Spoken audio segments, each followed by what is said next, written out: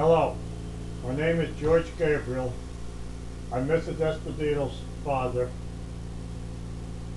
I'm an ex-smoker.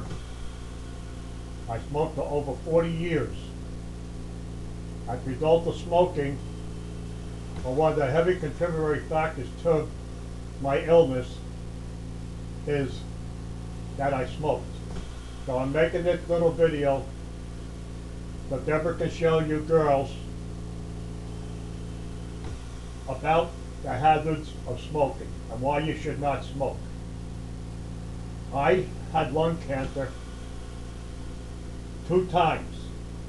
I had half my left lung removed in 1996 because it was cancerous.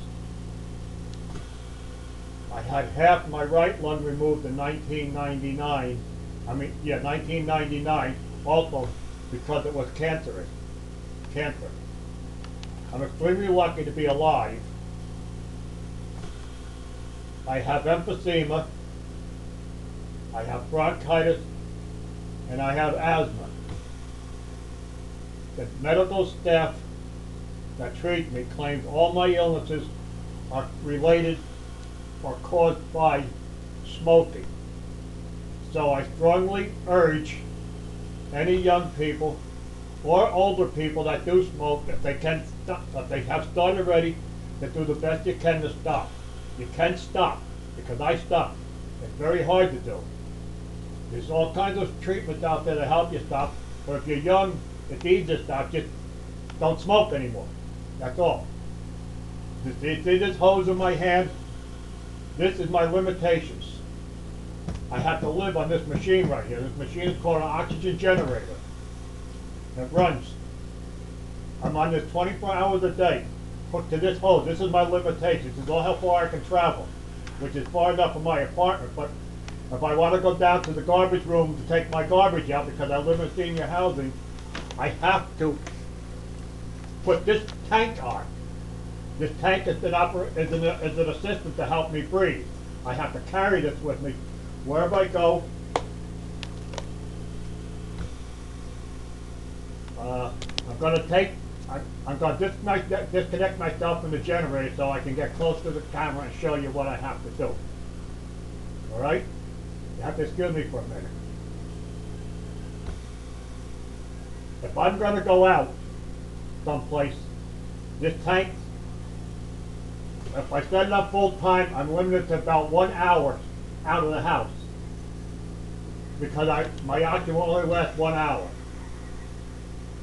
I'm lucky that I'm a veteran because I get this tank here that has a pulse. So I can usually set it on 2.0 and I have about 3 hours worth of oxygen. That means I have to be back in 3 hours, or I have to carry another tank with me to add on to this so that you can see.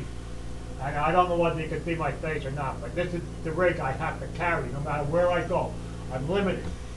As far as working, I can do very little because I don't have enough lung capacity to breathe anymore without the assistance of this machinery.